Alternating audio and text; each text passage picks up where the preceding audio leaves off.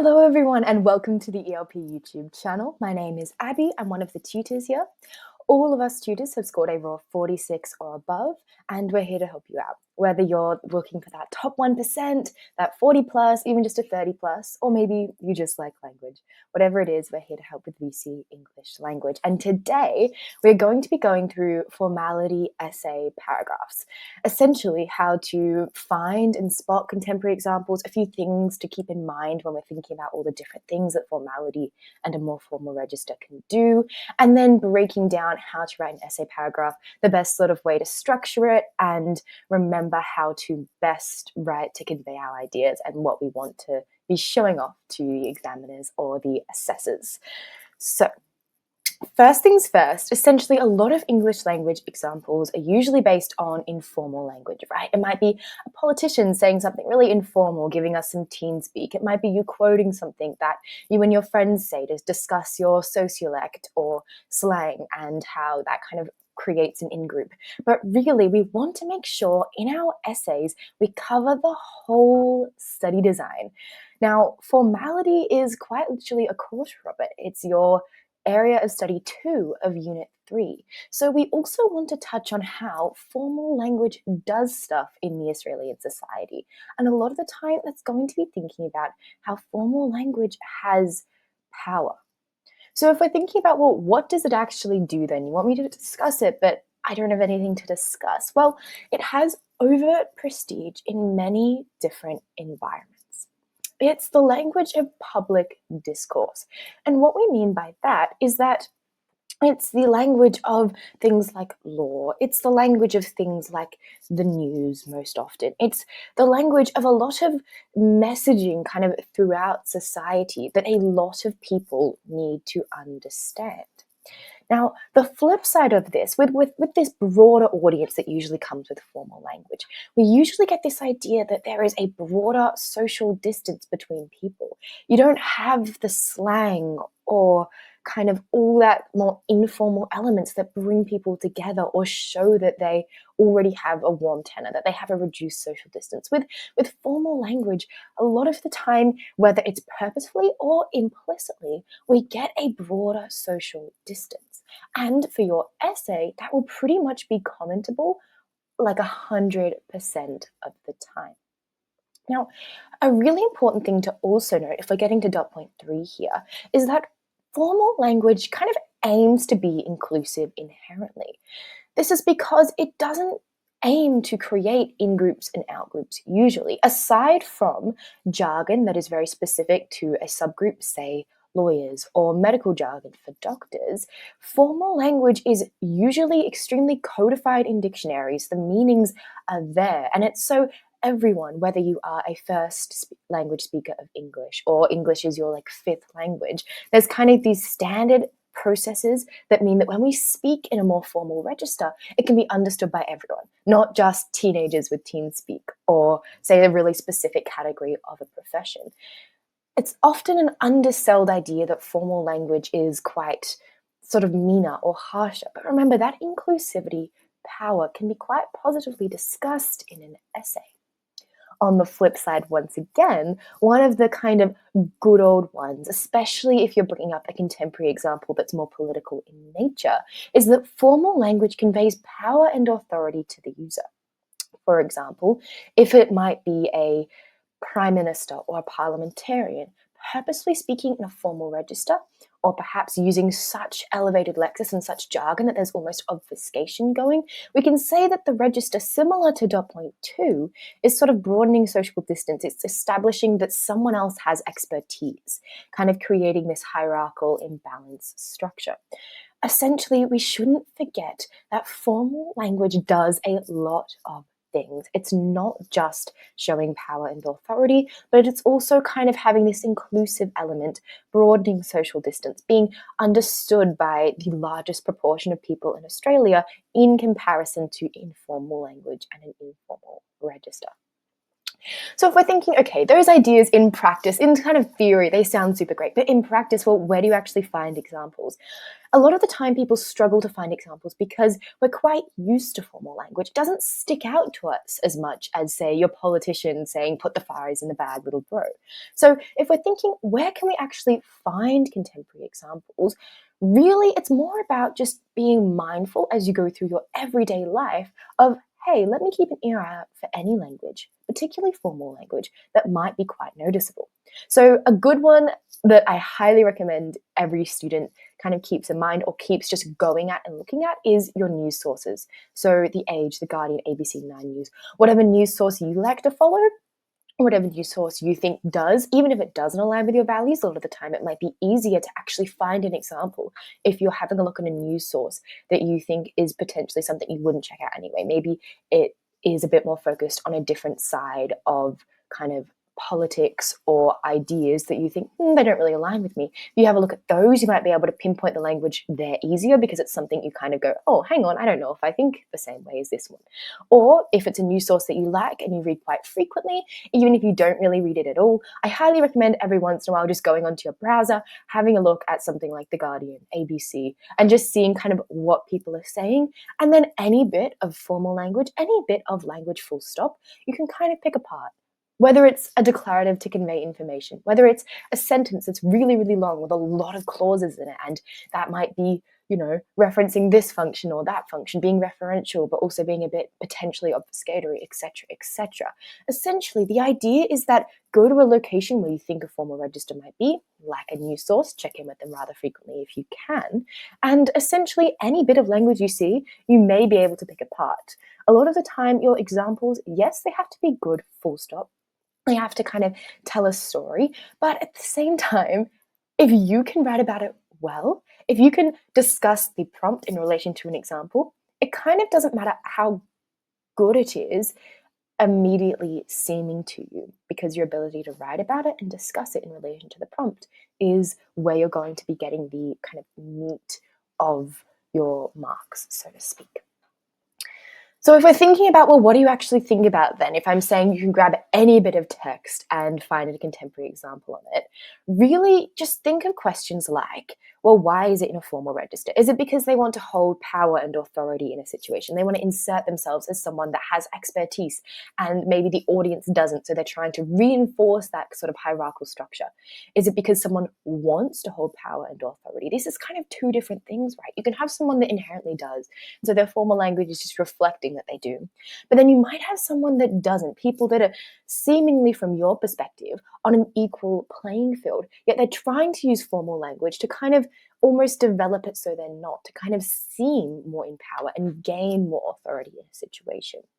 Now, formal language is very much a convention, especially in a lot of news sources that are a bit older. So, of course, social media, perhaps your Instagram, your TikTok, those sort of things are probably going to be more informal, and that's probably by convention. But on a news source, say you open up Google and go www, you know what I mean? That is probably a convention of formal language. So, is it showing respect and positive politeness? Are you in a conversation? Are you watching a really formal interview where people use sort of the more professional or more formal please and thank you? Is it a convention? And then finally, sort of the most fun one, I believe, is the formal language being overused? Do we have lots of clauses, lots of elevated lexis, lots of professional jargon to obfuscate a reality, to kind of hide something from the audience? Now, here you're going to be making a judgment of who you think the audience is. I highly recommend you kind of hedge that, so like the predominant audience of this. And you can be quite critical that, well, this language is obfuscating, it's hiding, it's concealing some sort of reality that you deem fit in your essay. So those are some questions to think about. If you'd like to screenshot the page, you're more than welcome to. Now we're going to jump into 2 sample paragraphs where we sort of break down a few of the questions here and think about how we can write them. Now, whilst we are focusing on formal language today in this video, the kind of structure I'm going to walk you through can be applied to pretty much every single circumstance for your Unit 3-4 essay in your exam or in your SACs. Essentially, we're going to have a topic sentence.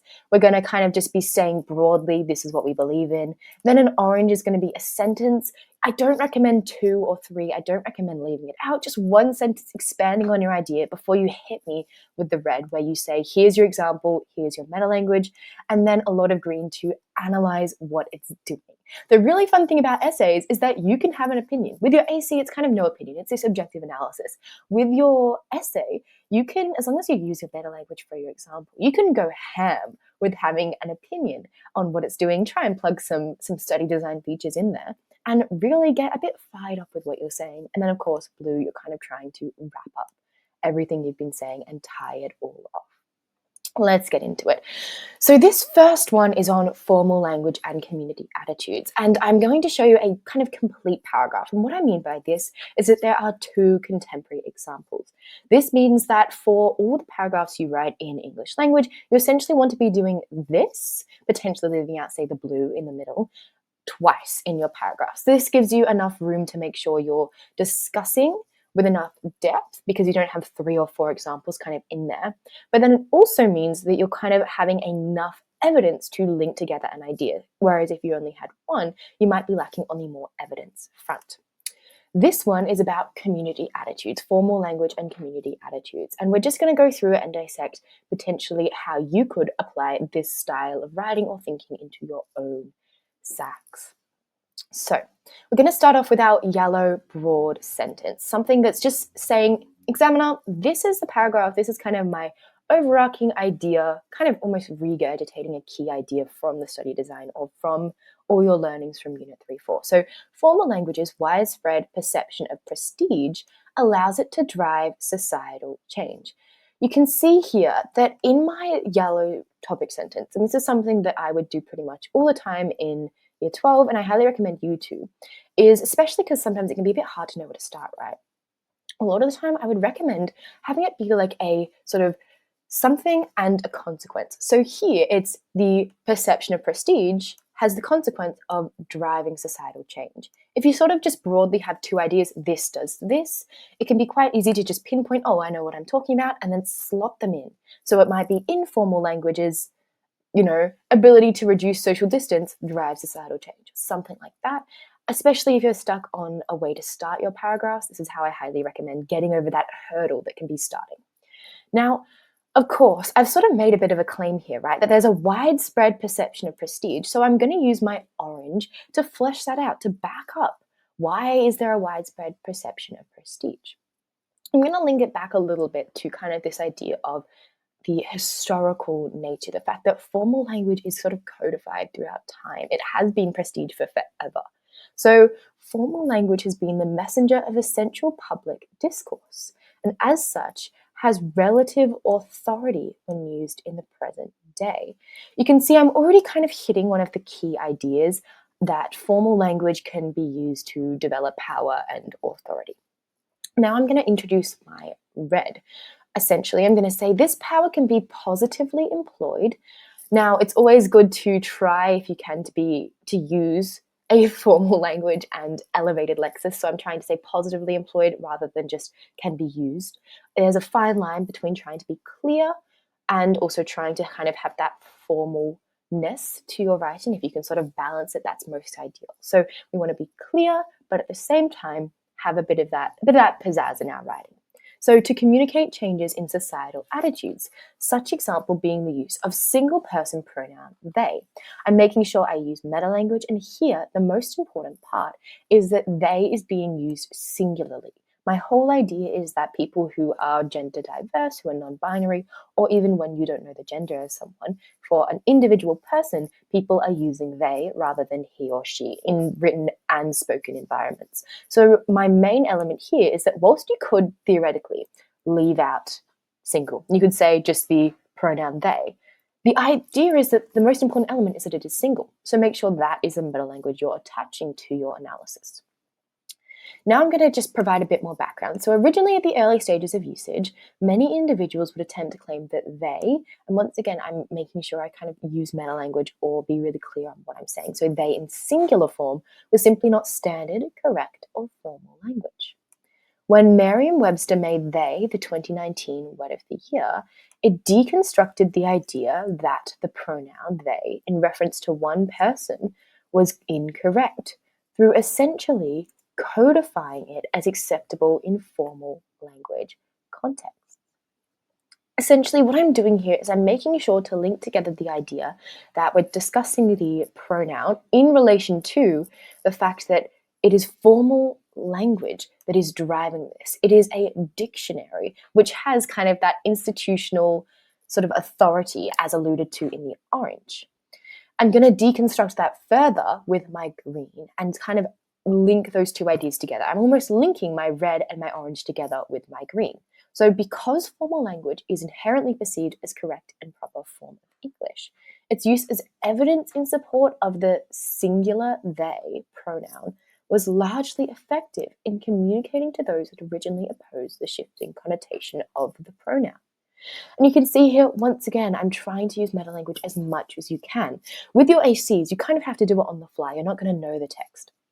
For your essays, whilst the topic will be largely unknown, your actual examples will be very well known. So I highly recommend you have a really, really good think with all your examples about every single little bit of meta-language you can attribute to them, because the more meta-language, like connotation, even codification, which is relatively study design aligned, can be quite positive at helping your essays sort of shine through, or the meaning, what you're trying to convey, shine through as much as it can.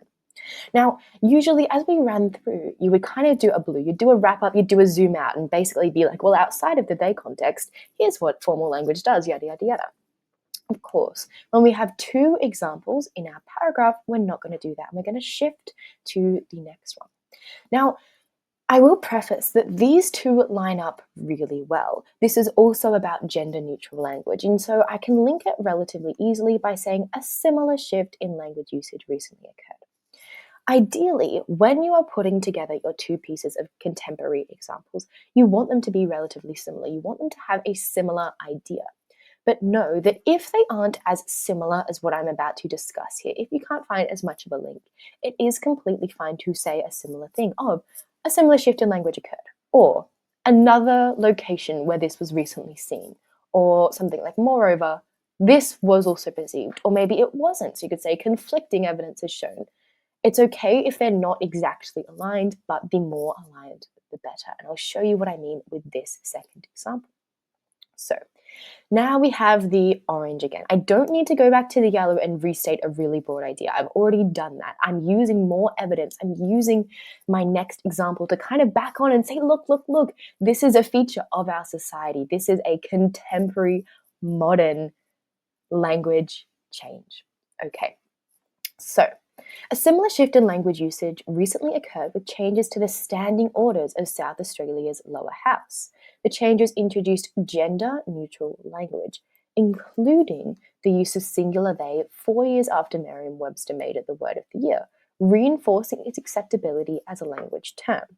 So here I'm kind of using my orange to reinforce what I've said previously.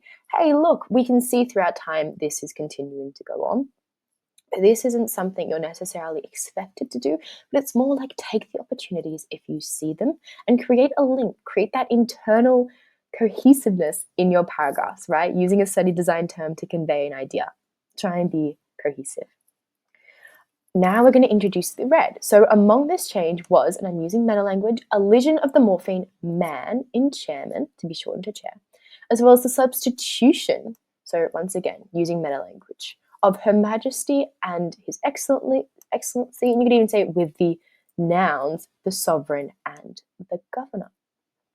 Now I've very, very clearly in one sentence said what it is. You don't have to use more meta language than this. I highly encourage you to not get caught up on meta language. Just remember that before you have a quote, tell me what word class it is. Tell me what's happening. Tell me the morphological process. Tell me maybe the stylistic feature, that sort of thing. And then you can keep going, because your green is where you're going to get the most important sort of insightful elements shine through in your writing. These changes were met with a mixed response, as many thought it was a step in the right direction, whilst others, such as member of the Legislative Council, Frank Pangello, communicated negative opinions of the change, dubbing it the negatively connoted adjective woke. Now, you can see here there's a few things I want you to take note. Firstly, one thing that straight away can make your response far more insightful is the fact that there will always be someone opposing language. There will literally always be. There is never going to be 100% of people happy with language. So I really encourage you, at least a few times throughout your essay, to basically be like, but some dude was mad about this, or this was met with a mixed response. This automatically shows that more nuanced perspective, that language is quite a changing idea and it's something that sort of depends on individual people's opinions.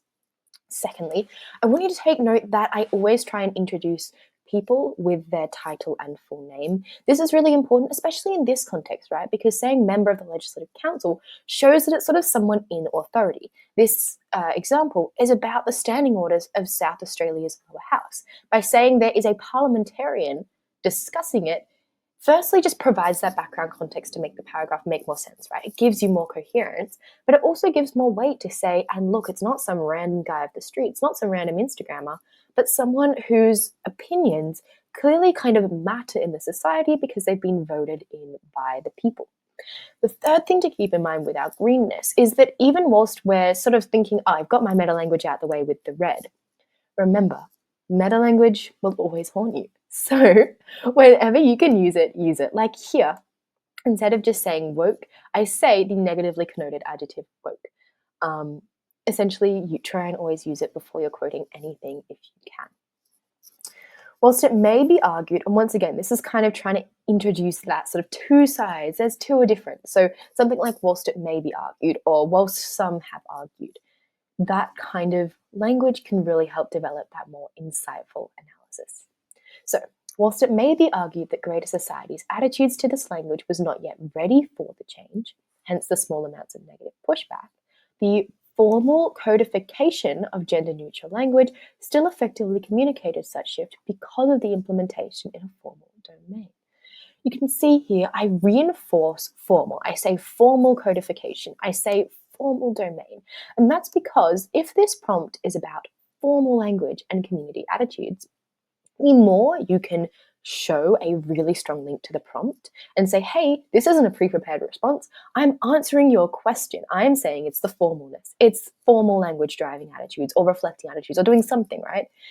The kind of higher you're going to be showing that you can insightfully answer the prompt in front of you. So even if it might feel a little bit repetitive, yes, you want to use synonyms, but don't forget, especially if you're lost for words, using the exact language of the prompt can be really powerful too, especially if it's meta language. So here, if we're discussing register and formality, inserting it where possible, whilst it still has to be cohesive, makes sense, inserting it where possible can be really powerful, or just kind of a top tip to keep in mind.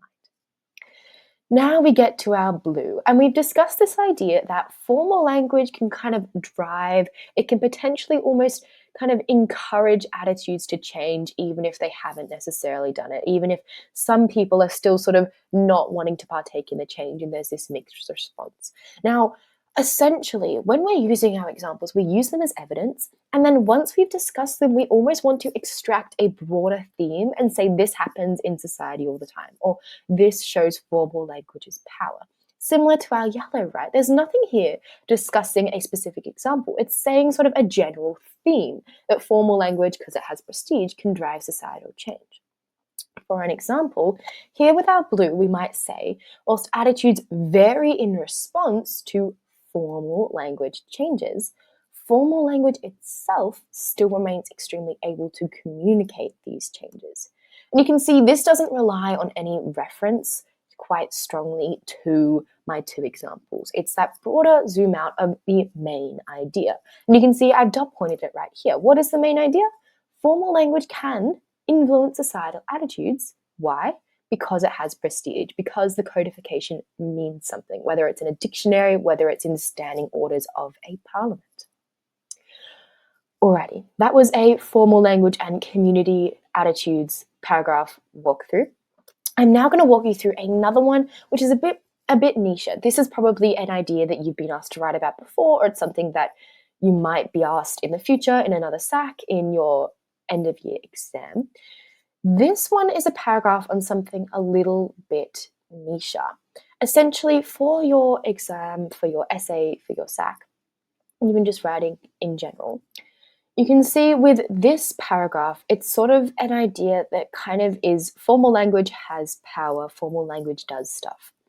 And the stuff is relatively broad, it changes attitudes.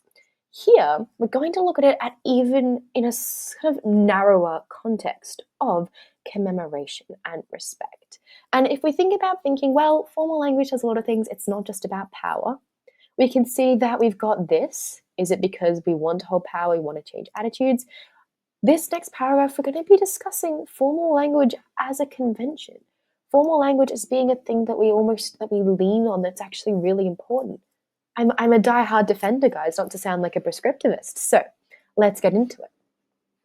In comparison to formal language signaling change in communities, and you can see here with this, when we discuss linking in our teal paragraphs, the idea is that you want to be linking upwards. So here I'm saying, well, in comparison to my paragraph up above, to kind of develop that internal cohesion and consistency in between my whole essay.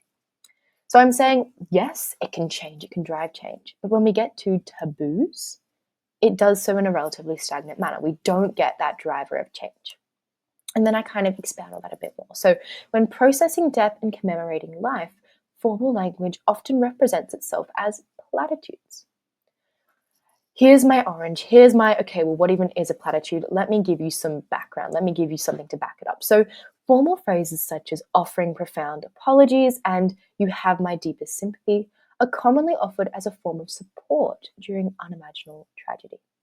While some consider these cold, they serve as a usable and comprehensible comfort, providing social lubrication in the midst of chaos.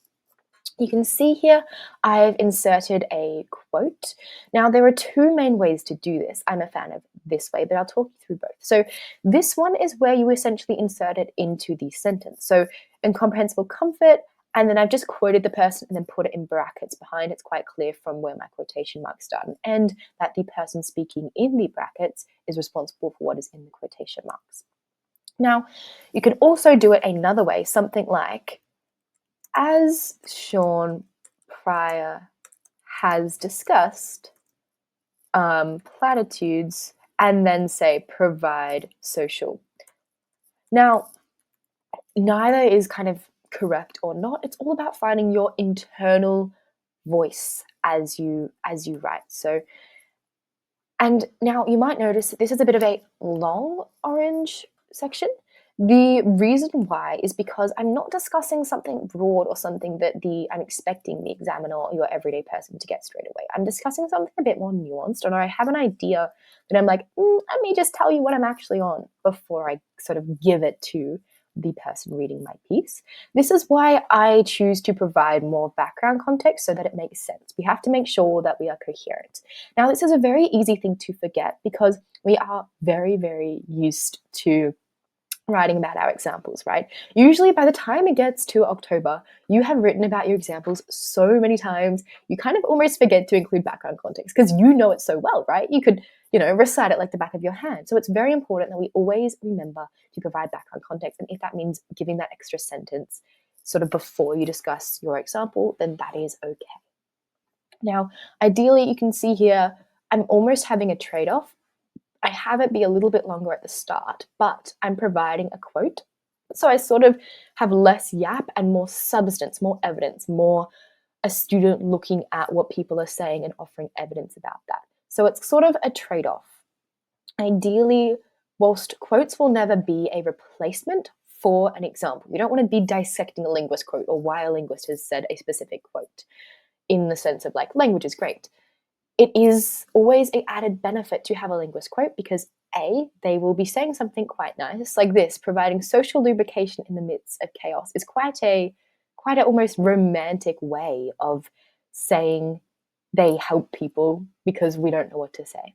So they're good for sort of providing that evidence, sort of developing that well-read perception, and also for saying your idea, but in a really nice way, and you don't even have to think about it. Now into our red. You can see when I introduce it once again, it's just a little as recently witnessed, as we just saw the other day sort of thing. And then once again, when I'm discussing who is speaking, I make sure I include their title and full name. Now, in this context, pretty much everyone in Australia, your person reading your writing, will know who Anthony Albanese is. But as we've just discussed sort of about conventions, and as we're going to discuss here conventions, it is always just an added essay convention to put in someone's title and then reference them with their last name. So Prime Minister Anthony Albanese, you could even put in Australian Prime Minister. Alrighty, so when Prime Minister Anthony Albanese made his statement regarding the June 2023 New South Wales bus crash, you always at least want to have the month and year. Some people even recommend the day. Essentially, you want to make sure that your example is kind of, once again, contextualized, so the month and the year is really important to that. He expressed his condolences through formal language. Remember, trying to remember, even as we're sort of getting not off track, but developing our ideas, we want to go, but it's about formal language. Hang on, let me answer the prompt. Answering the question is really, really, really important. Alrighty, such as noun phrase, unimaginable nature of this tragedy, containing abstract elevated lexis, adjective unimaginable. You can see here, when I break down by example, I'm really, really mindful that I first label kind of the big quote with some meta language. So here I say it's a noun phrase and then discuss it. But then when I'm thinking, well, what actually is the important part here? It's not that he spoke in a noun phrase. It's the fact that it was formal. Now, saying something is a noun phrase is not enough to justify formality. So you want to keep going and discuss, well, what actually is formal? Here, I've chosen this elevated lexis, so the adjective unimaginable, because that's what's sort of driving it from my perception. That is the thing that is driving this formal language. It's driving this sort of condolence, this social lubrication, if you will. Always remember, especially when we get to syntax, so if you're quoting someone's sentence, a lot of the time we're going to be like, they said the declarative this, when it might be more the connotations of an adjective that has more power. So never be afraid to state with meta language, like we've done here with noun phrase, kind of the whole context of the sentence, or a whole clause, a whole phrase, and then break down an actual word or morpheme that is more important, like the abstract elevated lexis, the adjective unimaginable. Now we get to the green, we get to the breakdown, to the, okay, why have I even told you about this? Because in doing so, there is an acknowledgement of the suffering and tragic nature of the event, developing an element of accountability that assists in soothing victims of the incident. Where there is an inherent power imbalance between doctor-patient or prime minister-civilian, there becomes an expectation for the person with authority. So now I'm linking to this idea that we hold people in authority, kind of this expectation, this convention that you should use formal language because it's a sign that you're taking something seriously, right? So it's to demonstrate expertise and seriousness. And then, especially as I'm writing, I'm thinking, have I referenced formal language enough? Have I referenced formal language enough? I encourage you to always ask questions of yourself as you're writing your essay. If you're thinking, no, I haven't, you can just add a clause in. No biggie, right? No one's died. So something like, and formal language is a key component. Boom. I've restated once again. Okay, it's this elevated lexis. It's the fact that he's speaking formally. He doesn't get up there and be like, yeah, mate, that sucks. He says it's an unimaginable nature of this tragedy. Now I get to the blue. This is once again where we kind of zoom out a bit, where we say, and this is why. Now, in your actual essay, I recommend having another paragraph with, not another paragraph, but another contemporary example. So another red and green in real life. Here, I'm just sort of showing you how you can discuss something a bit more nuanced, or a few elements to make sure we remember in our paragraphs. So this allows for, on both individual and societal levels, a sense of order and structure, overall developing social harmony, particularly in stressful situations. You can see here, social harmony is quite an English language aligned term, so I'm being really mindful to use it as I zoom out and discuss a kind of theme throughout the whole paragraph of what I've been discussing. So what is the main idea here? Well, us English language students, perhaps it's because we are younger people and we like to speak in teen speak, potentially. We usually hate formal language, or we usually only see it as this thing to develop power and expertise and used by people that aren't us in an out group. Well, the main idea here is that it isn't always cold. It is important. It's something that we know. And sometimes we want people to lead us, to tell us what to do. We want someone to use formal language that already has authority to acknowledge something really important. Formal language is critical. So yes, it keeps social distance. Yes, in your AC, you probably will predominantly only be saying something like that. But here is where you get to shine in your essay and say, but actually, every little bit of language does a lot of things. Whether you're discussing an informal register, a formal register, whether you're discussing something in more relation to the demographics of Australian society or different language variations. A lot of the time, if you make sure you have a lot of meta language, you can go ham on your green and pull out some ideas that you think, maybe, maybe not. Test it out now before your exam if you're watching this not right before the night before your exam. I hope these paragraphs were helpful. Remember that formal language is quite a fun thing that you can do a lot with. Same with your formal essay paragraphs. Any essay in general can be quite fun. I hope I've encouraged you to think that way. If this video has been helpful at all, I highly recommend you check out the ELP website. Links will be in the description. We have a ton of extra resources to help you out. I hope this has been helpful. Have a lovely day/night wherever you are. Thank you very much.